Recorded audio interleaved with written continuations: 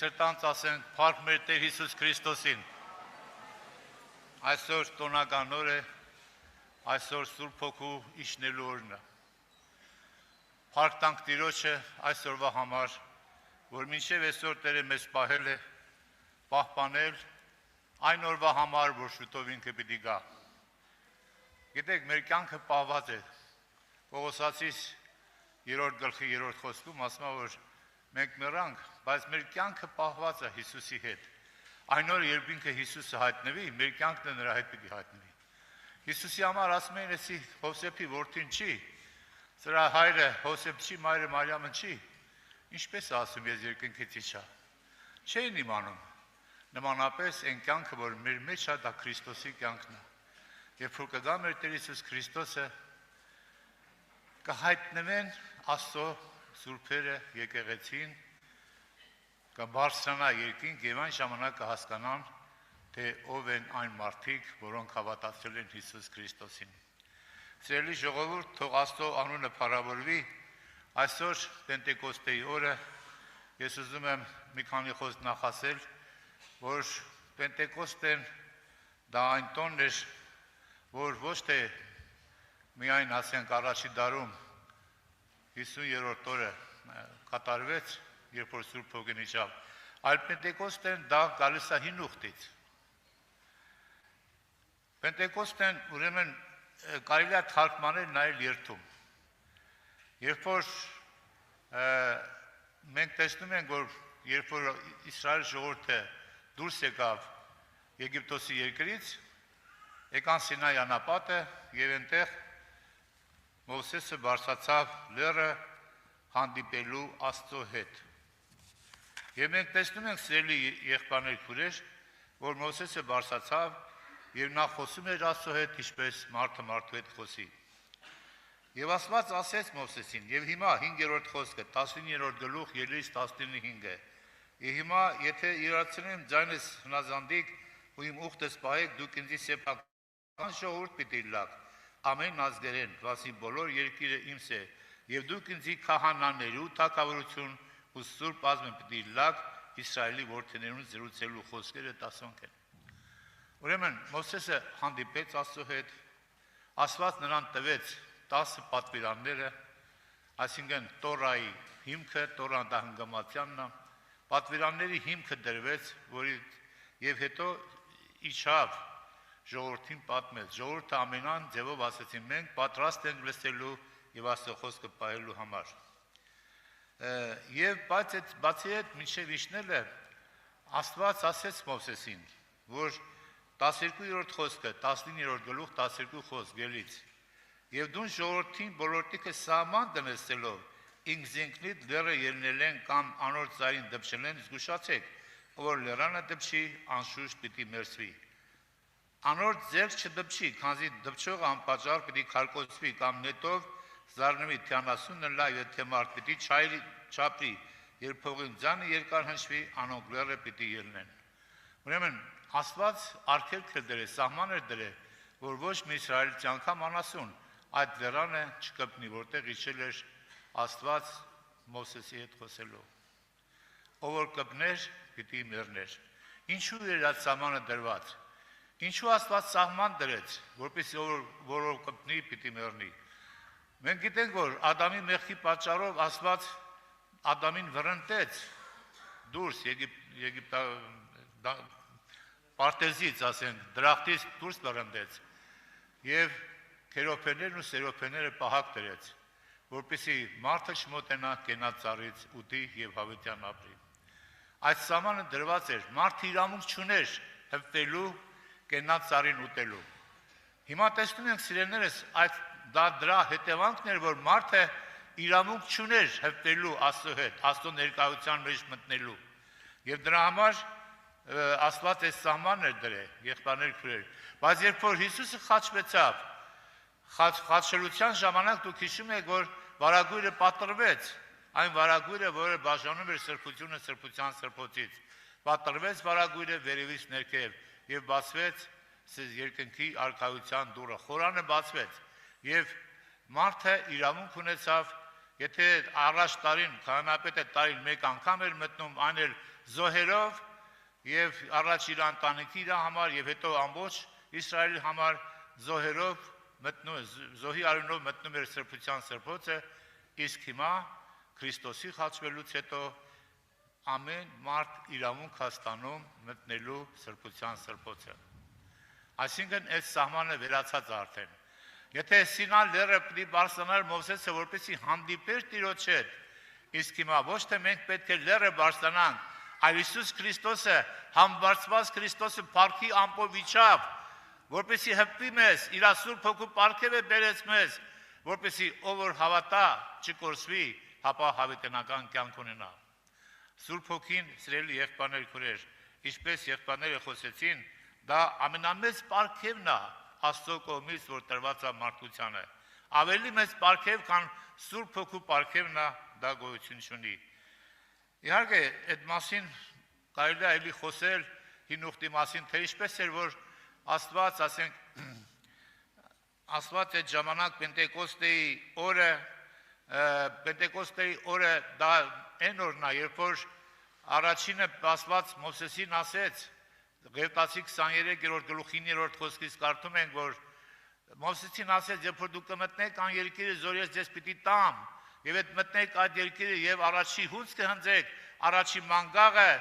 գործածեք եւ մի հատ խուրձ անեք, առաջի խուրձը, այդ խուրձը բերեք քահանայի մոտ։ Քահանան պետք է վերցներ հաջորդ օրը եւ երերցներ այդ խուրձը, թափահարեր, որը խորհրդանշում է, որ Քրիստոսի հարությունը երերցրեց ամբողջ աշխարհը։ Փառք Տիրոջը դրա համար, ամբողջ աշխարհի մեջ կատարվեց մի մեծ իրադարձություն, որ մինչև այդ երբեք չէր կատարված։ Սիրելիներս, դրանից հետո այդ երեսնելու օրից 50 օր հետո մենք կարդում ենք, որ դա գալիս է Պենտեկոստեի օրը։ Պենտեկոստեի օրը դա ազատության օրն է, եղբայրներ, քույրեր։ Նա դա հին ուխտի մեջ նայում ենք, որ Ղևտացիների 25-րդ գլխի մեջ կարդում ենք, որ այդ օրը, այսինքն Պենտեկոստեի օրը, Աստված պատվիրեց Իսրայել ժողովրդին, որ ազատության քարոզներ կարդան, տեսեք ինչ ասում։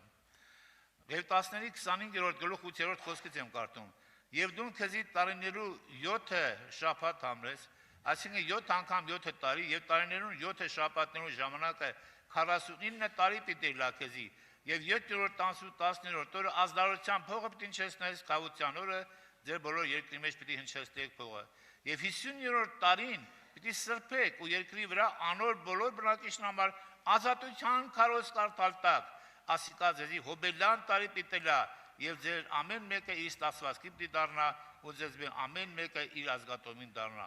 Այս 50-րդ տարին հոբելյան տարի լա ձեզի, ոչ պիտի ցանեք ու ոչ պիտի ինքներիով բուսածը պիտի հնձեք, եւ ձեր չհոտած այգին պիտի չողովեք։ Ուրեմն 50-ը դա հոբելյանական թիվ է, հոբելյան թիվ է, որ դա ազատության թիվն է, սիրելի եղբայրներ, քույրեր։ Ինչպես որ Մովսեսի միջոցով Աստված Իսրայել ժողովրդին ազատեց Եգիպտոսի գերությունից, այդ գերությունից ազատեց, այնպես էլ Պենտեկոստեի օրը, երբ որ իջավ Սուրբ Հոգին,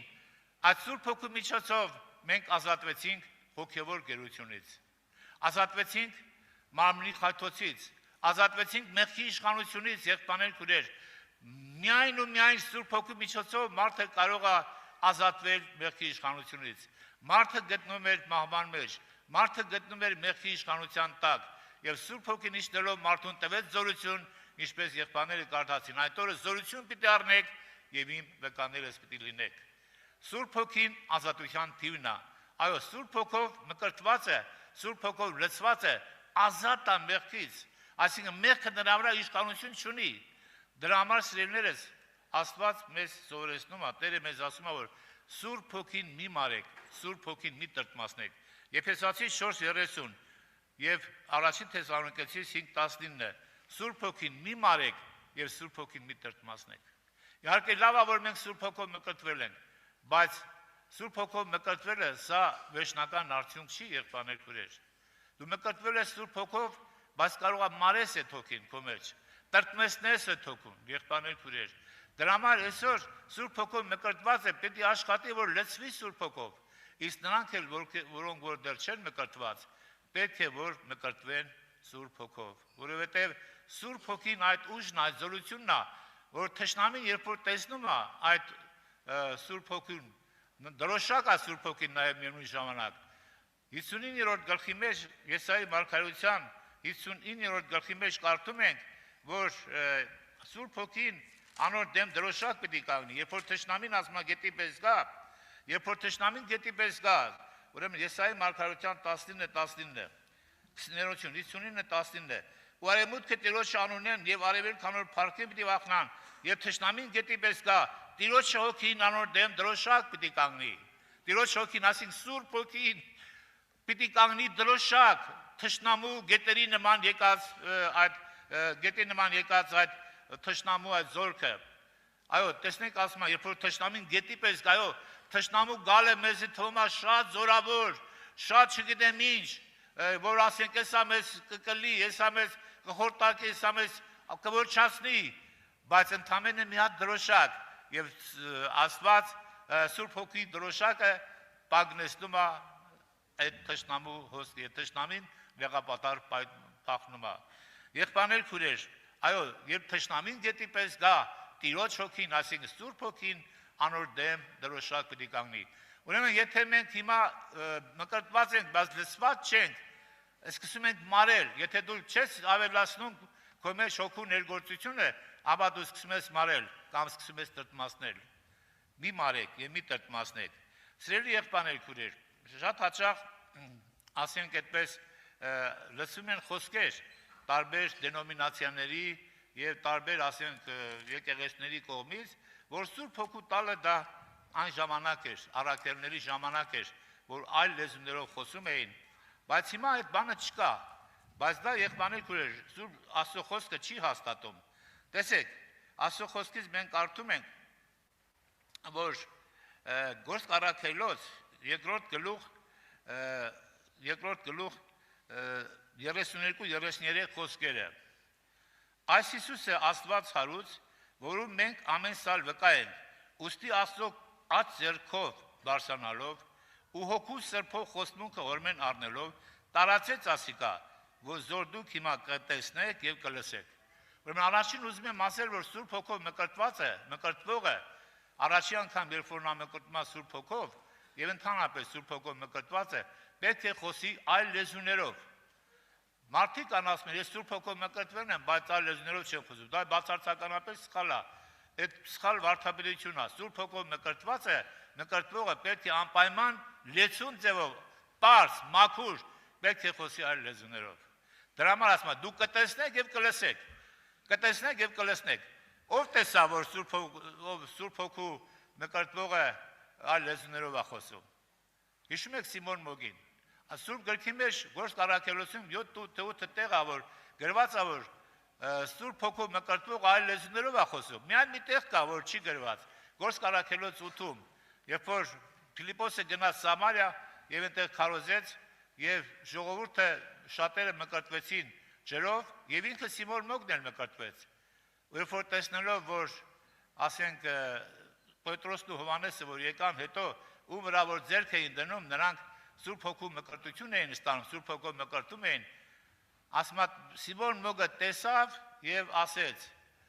տեսնելով այդ բանը Պետրոսին փող էր տալիս, որ Պետրոսը այդ բանը, այդ պարգևը տա իրան, որ ինքն էլ ում վրա ձեռք տնի, նա էլ մկրտվի Սուրբ Հոգով։ Պետրոսը ասավ, մաղձի դառնության մեջ կտեսնեմ քեզ, գնա քո այդ ապաշխարի աղոթի, որ Աստված այդ մեղքից քեզ ազատի։ Ինչպես տեսավ Սիմոն Մոգը, եթե դա չլսեր, եթե դա լսելի չլեր եւ տեսանելի չլներ, պարզ է, որ Սիմոն Մոգը չէր կարող տեսնել։ Իսկ մնացած բոլոր դեպքերում մենք կարդում ենք, որ թե Կորնելիոսի տանը, թե Եփեսոսի մեջ ամենտեղ, որտեղ որ Սուրբ Հոգու մկրտություն է եղել է այլ լեզուների աղոթքի նշանը։ Հիմա տեսեք, մյուսը, որ ասվեցին, շատերն ասում են դա հին ժամանակներ եղել, այսօր այդպիսի բան չի կարող նել, բայց հիմա կարդում եմ ձեզ։ Գործք առաքելոց երկրորդ գլուխ 39 խոսքը։ Նախ մի քիչ վերևից կարդամ 37-ից։ Ուրեմն ժողովուրդը, որ Պետրոսը քարոզեց Գործք առաքելոց երկրորդ գլխում, երբ որ խոսեց, մարդիկ իրենց սրտերի մեջ զղջացին եկան Պետրոսի եւ մյուս առաքելուն եւ ասին. «Մարդիկ եղբայրներ, մենք հիմա ինչ անենք»։ Իրանք հասկացան, որ իրանք փրկչին, այսինքն Քրիստոսին, որ եկել է իրանք փրկելու, իրանք խաչել են։ Եվ հիմա մոլորվել են, ինչ անենք, մի ուրիշ ձև կա, ասենք, որ այս վիճակից ազատենք։ Պետրոս ասեց. «Ապաշխարեցեք եւ ձեզանից յուրաքանչյուրը թողնկրտի Հիսուս Քրիստոսի անունով եւ Սուրբ Հոգու պարգևը պիտի առնեք»։ Եվ հետո 39 խոսքում կարդում ենք. «Վանզի խոստմունքը, այսինքն Սուրբ Հոգու պարգևի խոստմունքը, ձեզի է ու ձեր որդիներուն եւ ամեն հեռու եղողներուն, որոնք մեր Տեր Հիսուսի Տեր Աստվածը պիտի կանչե»։ Ուրեմն պարգևում ապատկանում նորից եմ կարդում Գործ Կարաքելոց 2-րդ գլուխ 39 խոսքը։ Վասզի խոստմունքը ձեզի է, այսինքն ում է խոստմունքը, ոչ միայն առաքյալներուն, որ 120 հոգի առաջի անգամ Սուրբ Հոգին իջավ իրանց վրա, այլ այն 3000 հոգին, որոնք այդ օրը Սուրբ Հոգով մկրտվեցին, եղբայրներ քուրեր, որոնք այդ օրը մկրտվեցին եւ մենք տեսնում ենք ասում խոստմունքը ձեզի է։ Ուրեմն լսողներին, որոնք լսեցին Պետրոսի քարոզը, ձեզի եւ ձեր որդիներուն, ձեր որդիներուն եւ ամեն հեռու եղողներուն, որոնք մեր Տեր Աստվածը պիտի կանչե։ Ուրեմն ում պատկանում այդ բանը, այդ խոստմունքը։ Միայն այն ժամանակ առաքյալներին էր պատկանում, ոչ, ձեզի ձեր որդիներուն եւ ամեն հեռու եղողներուն։ Ուրեմն սիրելի եղբայրներ ջան, քույրեր ջան, չշփոթվեք ու չվախենաք եւ հանկարծ դուք չփոխվեք, որ կան ձեզ համոզեմ, որ այդպես բան չկա։ Աստված թող օգնի մեզ։ Մենք այդ օրը մենք ինքներս ապրել ենք այդ բանը։ Ուրեմն 1968 թվականի մայիսի 25-ին ես մկրտվել եմ Սուրբ Հոգով։ Եվ այդ օրը այնքան լավ եմ հիշում, որ հնարավոր չի դա իմ մեջից անել։ Եվ այդ օրը իմ ոտքերը կարծես օդի մեջ էր գնում։ Հիմա չեմ ուզում այդ բոլորի մասին խոսել, բայց ուզում եմ ասել, որ սիրելի եղբայրներ քույրեր, որ Աստված օրհնի ձեզ, որպես իմանաք, որ այդ պարգևը ոչ թե միայն առաքյալների ժամանակ էր, այլ այսօրին հեռու եւ մոտիկ եղողներին։ Սիրելիներս, Պենտեկոստեն հետագայում տոնվեց որպես Սուրբ Հոգու իջնելու օր, այսինքն երբ որ հին ուխտում կարդում ենք այդ ժամանակ, որպես ասենք բերքահավաքի տոն էր սկզբից նշվում, իսկ հետո որպես բերքահավաքի տոնից հետո այսօրվա մեջ մենք կարդում ենք, ուզում ենք հասկանալ, որ Սուրբ Հոգին իջնելու օրը դա համապատասխան է հին ուխտի Պենտեկոստեի օրվանը։ Հոգևոր իմաստով, սիրելի եղբայրներ քույրեր, երբ որ Աստված տվեց Մովսեսին այդ ուխտ արավ հրյա ժողովրդի հետ եւ տվեց Տորան եւ օրենքները տվեց, այսինքն Իսրայելի հետ ուխտ արավ եւ այդ ուխտի միջոցով կազմեց մի ժողովուրդ։ Այդ ժողովուրդը տարբեր էր մյուս ժողովուրդներից, որովհետեւ նրանք ունեին օրենք, ունեին պատգամներ, ունեին ուխտ Աստծո հետ։ Եվ դրա համար այդ առաջի բերքահավաքն է կոչվում։ Առաջի հոգևոր բերքահավաքը տեղի ունեց ամեն ժամանակ, երբ որ կազմվեց Իսրայել ժողովուրդը։ Դա կոչվում է արդարների ժողով։ Դրանից 1345 տարի հետո Պենտեկոստի օրը կատարվեց երկրորդ հունձքը երկրի վրա կատարվեց։ Այս անգամ կազմվեց նույնպես մի նոր ժողովուրդ, բոլոր ազգերից, բոլոր լեզուներից կազմված։ Հայտնության 7-րդ գլուխ 9-րդ խոսքից կարդում ենք այդ մասին։ Մի նոր ժողովուրդ կազմեց, սիրելի եղբայրներ քույրեր, ոչ թե միայն Իսրայել ժողովուրդն էր այնտեղ մասնակցում այդ ժողովրդի մեջ, այլ ամբողջ աշխարհի տարբեր ազգերից եւ տարբեր լեզուներից կազմեց մի նոր ժողովուրդ։ Եվ կարդում եմ այդտեղը Հայտնության, ուրեմն 7-րդ գլուխ 9-րդ խոսքից կարդում եմ հետեւյալը։ Ուրեմն Հայտնության 7-ից Ասկետ կտեսա եւ մեծ բազմություն զորնեկը չէր կրնալ համրել բոլոր ազգերեն ու ցեղերեն եւ ժողովուրդներեն ու լեզուներեն, որոնք աթորին արշեվ ու գառնուկի արշեվ կեցել էին, ջերմակ հանդերձներ ակած եւ ձեռքերնին արմավիրներ բռնած։ Եվ մեծազան քաղաքի նստելով փրկություն մեր Աստծո, որ աթորի վրա կնստի ու գառնուկին եւ բոլոր հրեշտակները աթորին ու երեսներուն եւ շորջ կենթանուն բոլորը կեցել էին իրենց երեսներու աթորի արշևին կան եւ Աստծո երկրպագություններին։ Ասելով ամեն օրհնություն ու փառք եւ իմաստություն ու գոհություն եւ պատիվ ու զորություն եւ կարողություն մեր Աստծո հավիտյանս հավիտենից ամեն։ Այսինքն կարդում ենք, որ այստեղ արդեն Հովհաննեսը տեսնում է ոչ թե միայն հրաշ ժողովուրդը, որոնք ուխտի մեջ էին մտել Աստծո հետ, տեսնում է բոլոր ազգերից, ցեղիներից, ժողովուրդներից, որ գառնուկի արշև կանգնած էին, սպիտակ հանդերձներ հագած եւ ձեռքերին արմավեններ բռնած։ Հետաքրքիր է, բոլոր ազգերից ասում, հայեր կային այնտեղ, թե չկային։ Ռուսներ, ճապոնացիներ, թուրքեր, ադրբեջանցիներ, ամեն տեսակի ազգեր կային այնտեղ, բոլոր ազգերից եւ լեզուներից կանգնել էին գառնուկի արշև։ Ինչպես էին կանգնել։ Սպիտակ հանդերձներ հագած, այսինքն մաքրված եւ սրբված։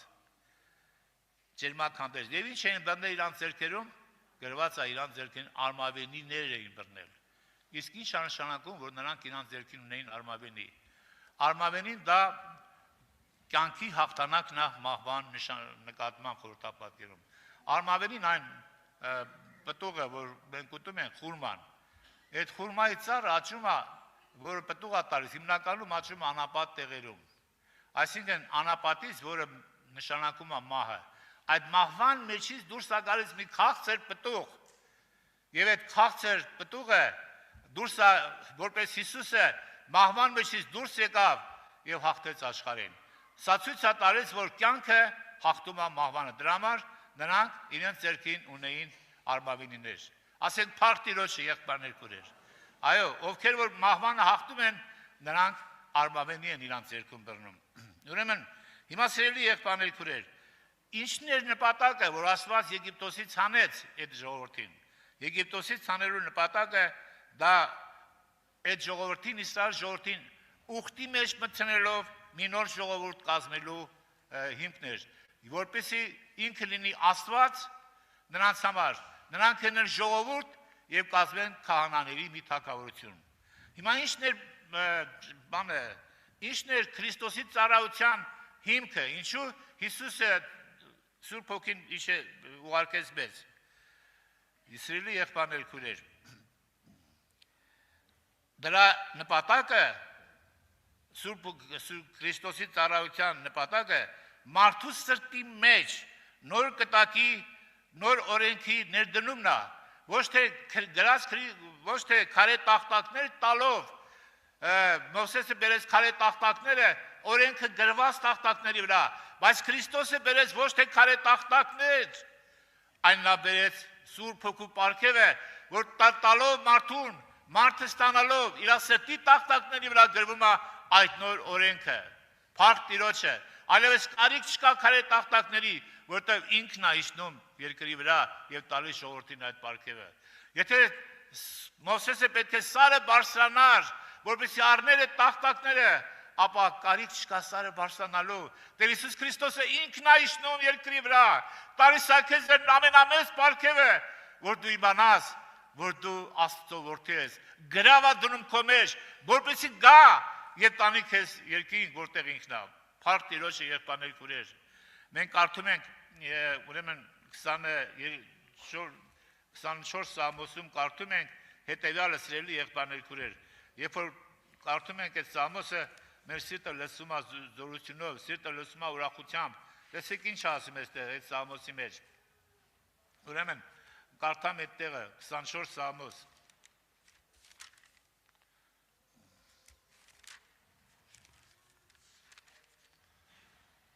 Տիրոջն է երկիր ու անոր լեություն, աշխարհ ու անոր բնակիչները։ Ուրեմն եւ կարդամ նաեւ հիմա 6-րդ խոսքից։ Զանիկա փնտրողներուն ցեղը այսպես է, քո երեսդ խնդրողները Հակոբն է, ով դռներ, գլուխնիդ վեր վերցուցեք, ու վերցուցեք ով հավիտենական դռներ, որպեսզի փառած թագավորը մտնե։ Ով է այս փառած թագավորը,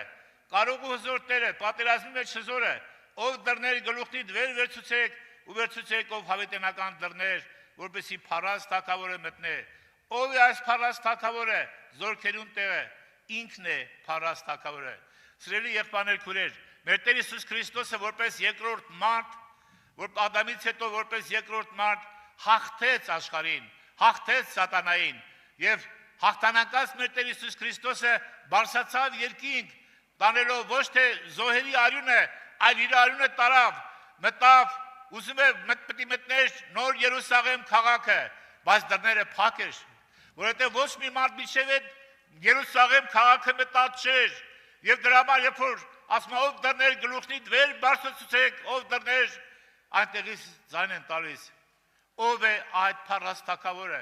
ով է զորքերի Տերը, եւ նորից ձայնա գլիս, որպեսի ով է այս փառաստակավորը իր զորքերուն Տերը, ինքն է փառաստակավորը, Հիսուսն այդ թակավորը երկրորդ մարդը, ոչ թե Աստված որպես հաղթեց, այլ որպես մարդ, հաղթելով բարձրացավ, մտավ նոր Երուսաղեմ, որի ճարտարապետն ու անարիչ Աստվածը, նստավ եւ հոր աշկովը նստեց իր սեփական արյունով եւ դերեց մեզի հաղթանակ։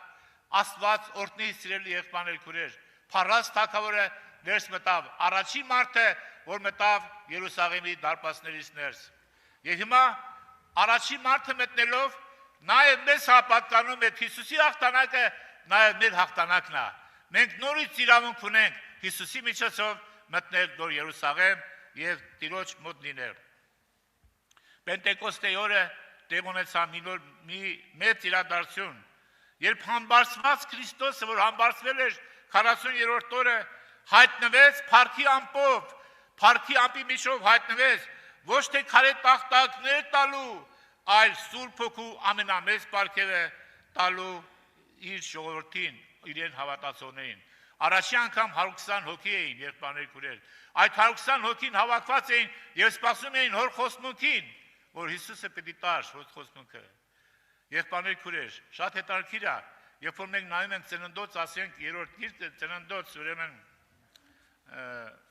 հեսա համար ասեմ, Ծննդոց 2-րդ գլուխը, այստեղ ասում է, որ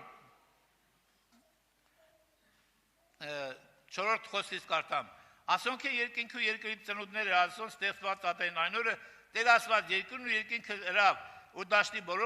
բոլոր բույսերը եւ դեռ երկրի վրա չեղած, եւ դաշտի խոտը դեռ չբուսած, քանզի Տեր ասված երկրի տակավին անձրև դերած չէր, ու գետինը գործելու մարդ չկար։ Հապա երկրի շոքի կելեր ու գետին բոլոր երեսը կջրեր։ Անձրև չէր բերե Աստված, ինչու չէր բերե, որտեղ ասում է գետինը գործելու մարդ չկար։ Հիմա սիրելի եղբայրներ քուրեր, Պենտեկոստեի օրը 120 հոգի պատրաստ էին գործելու եղբայրներ քուրեր, եւ դրա համար դա Սուրբ Հոգու ամպեր իջավ, Սուրբ Հոգու անձրև իջավ, եւ այդ 120 հոգու վրա նստեց, եւ նրանք արդեն պատրաստ էին գործելու մեր Տեր Հիսուս Քրիստոսի համար, եւ այդ 12 հոգի միջոցով Աստված ցնցեց աշխարհը, ցնցեց եւ բոլոր լեզուները եւ ցեղերին տարածեց իր խոստմունքը, որովհետեւ գործելու մարդ կար։ Եթե հիմա գործելու մարդ կա, Աստծո համար գործելու Սուրբ Հոգին կիջնի եղբայրներ քուրեր, բայց եթե դու չես կարող գործել, չես ուզում գործել, քո մարմնավոր բաների մասին ես մտածում, Սուրբ Հոգին քո հետ չի գործի։ Սիրելի եղբայրներ քուրեր, ասենք փառք մեր Տիրոջը, Սուրբ Հոգին իջնել աշակերտների վրա, սա վկայում է, որ Աստված բացել է արքայության դուռը, այսինքն այն դուռը, որը փակված էր Ադամի մեղքի պատճառով, հիմա այդ դուռը բաց է, սիրելիներս, Պենտեկոստը ոչ միայն ցույց է տալիս անցյալի այս մեծ իրադարձությունները, այլ Պենտեկոստի օրը Սուրբ Հոգու իջնելու օրը մեզ ցույց է տալիս, որ Սուրբ Հոգով մկրտված մարդիկ ունեն կյանքի փոփոխություններ։ Եթե Սուրբ Հոգով մկրտվածը չունի կյանքի փոփոխություն, եթե կյանքը նրա չի փոխված, ուրեմն նա կամ չի մկրտվել, կամ մարել է Սուրբ Հոգին, կամ տրտմեցրել է, որովհետև Սուրբ Հոգին նա է, որ քեզ իջնում է, որպեսզի քեզ ազատի մեղքի կապանքներից, որ դու ապրես նոր կյանքի մեջ։ Ուրեմն ամեն մի հոգով մկրտված եւ ամեն մի հոգով լցված պետք է այս կյանքում ունենա նոր այս կյանքը պետք է փոխված լինի։ Սուրբ Հոգին նաև պետք է իջնի ամբողջ իր ժողովրդի վրա։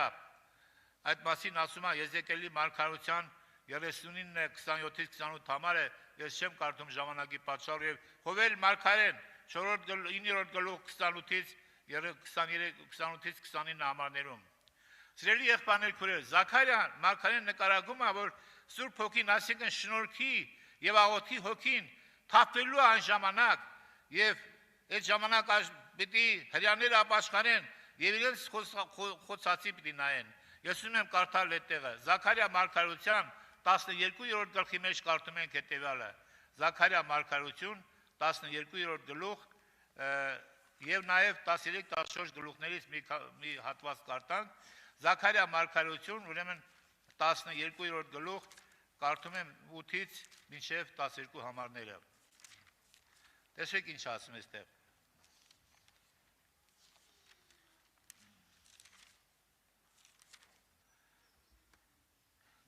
Այն օրը Տերը Երուսաղեմի բնակիչներուն պաշտպանություն պիտի նե։ Անոնց մեջ տկար եղողը այն օրը Դավիթի պես պիտի լա, եւ Դավիթի տունը Աստծո պես, Տիրոջ հրեշտակի պես պիտի լա անոնց առջև։ Ու պիտի լա, որ այն օրը Երուսաղեմի վրա եկող բոլոր ազգերը բնաջին ժնելու յետևե պիտի լամ։ Եվ Դավիթի տանը վրա ու Երուսաղեմի բնակիչնա շնորհքի եւ աղոթքի հոգի պիտի թափեմ։ Եվ անոնք ինձ իրենց խոցածի պիտի նային։ Ու անոնց վրա մեկ հատիկ զվարակի վրա ողբալու պես պիտի ողբան, ու անոր վրա անդրանիկ զվարակի վրա ցավելու պես պիտի ցավեն։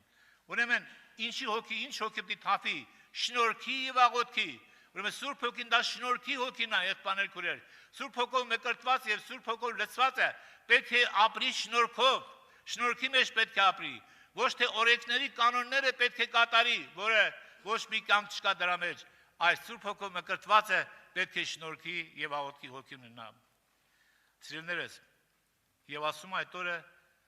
երբ որ Սուրբ Հոգին իջնի հրյա ժողովրդի վրա, նրանք իրենց խոցածին պիտի նայեն։ Հրյա ժողովուրդը խոցել էր Հիսուսին։ Եվ այդ օրը, երբ որ Սուրբ Հոգին իջնի, երբ որ Հիսուսը իջնի, երկրորդ 3.5 տարվա վերջում, երբ որ Հիսուսը իջնի հրյա ժողովրդի վրա, նրանք պիտի նայեն իրենց խոցածին, այսինքն պիտի նայեն Քրիստոսին։ Եվ պիտի ողբան լացեն, որ մերժել են Քրիստոսին։ Ամեն մեկը պիտի լացի այնպես, ինչպես իր ավակը, իր անդրանիկ որդին կմեռներ։ Այդպիսի կոս պիտի անեն, որ Քրիստոսին խաչել են։ Եղբայրներ քուրեր, այո, եթե դու հիմա խոցել ես մեկին, վիրավորել ես մեկին, սպանել ես մեկին քո խոսքերով, հիշիր, եթե դու չապաշխարես, այդ օրը պիտի քո խոցածին նայես։ Ում որ դու խոցել ես, դու նրան պիտի տեսնես եւ պիտի ողբաց ու զղջաս, որ խոցել ես, բայց մինչև հետո չես ապաշխարել։ Եվ նաեւ կարդում ենք Զաքարիա մարգարեության 13 եւ 14 գլուխներում մի համարն եմ կարդում։ 4-րդ գլուխ, 14-րդ գլուխ, 4-րդ համար։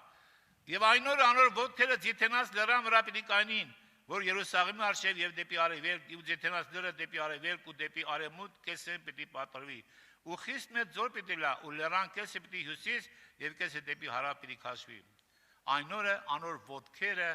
Ձիթենաց լեռան վրա պիտի կայնին, որ Երուսաղեմի արշև է դեպի արևելք։ Հիսուսը որ գա, որտեղ պիտի իջնի եղբայրներ քուրեր, Երևանում, Մոսկվայում, Ադրբեջանում, որտեղ այցնելու, ով կասի։ Որտեղից հափշտակվեց ինքը։ Ձիթենաց լեռան վրայից։ Գրած է, այն օրը անոր ոտքերը Ձիթենաց լեռան վրա պիտի կայնի։ Ձիթենաց լեռան վրա պիտի կայնի։ Եվ մարդիկ արդեն 13-րդ գլխում կարդում ենք 6 խոսում։ Եվ անոր պիտի սվի, ձեռքերնուտ մեջ այս վերքերը ինչ են, Վանիկա պիտի սե, անոնք իմ բարեկամներուց տան մեջ ընդունած վերքերն են։ Այսինքն Իսրայել ժողովուրդը պիտի վազելով գնա դեպի Ձիթենաց լեռը։ Պիտի տեսնի Հիսուս Քրիստոսին, խաչված ձեռքերի վրա այդ նշանները, եւ պիտի ասի. «Ինչ են այս քո ձեռքերի նշանները»։ Եվ Տերը պիտի ասի. «Բարեկամից տան ընդունած վերքերն են»։ Այն վերքերը, որ դու այսօր խոցում ես մեկին, տալիս ես մեկին, այդ վերքերը, եթե դու չապաշխարես, այդ վերքերը մնում են եղբայրներ քուրեր։ Եվ դրանք արգել կլինեն քո փրկության համար։ Եվ այնպես որ, եթե դու այսօր մեկին խոցել ես, մեկին վիրավորել ես, մեկին որևէ բանով նեղացրել ես, զղջա ապաշխարի, իր հետ հաշտվի, եթե ոչ,